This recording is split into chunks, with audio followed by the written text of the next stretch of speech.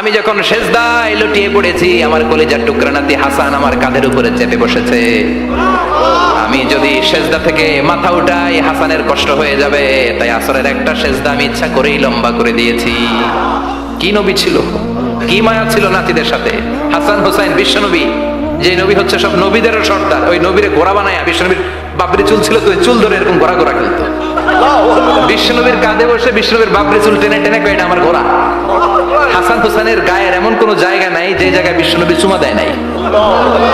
আর বলতেন রাইহানা চাইনি ফিদ দুনিয়া, হাসান আর হোসাইন হলো আমার দুনিয়ার সুগন্ধি। সাইয়্যিদা শাবাবি আহলিল জান্নাহ, জান্নাতীরা আপনারা যারা জান্নাতে যাবেন, আপনাদের সামনে দুইটা পতাকা থাকবে, একটা থাকবে হাসানের হাতে আর একটা হোসাইনের হাতে। বিশ্বনবী মসজিদে নববীতে জুমার খুতবা দিচ্ছেন, হঠাৎ হাসান আর হোসাইন লাল দুইটা জামা পরে কাতারের মধ্যে দৌড়াদৌড়ি শুরু করলেন।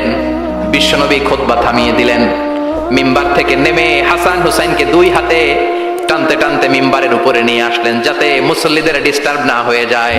হাসানকে ডান হাতে ধরে হোসাইনকে বাঁ হাতে ধরে বাকি খুতবাটা বিশ্বনবী তখন শেষ করলেন।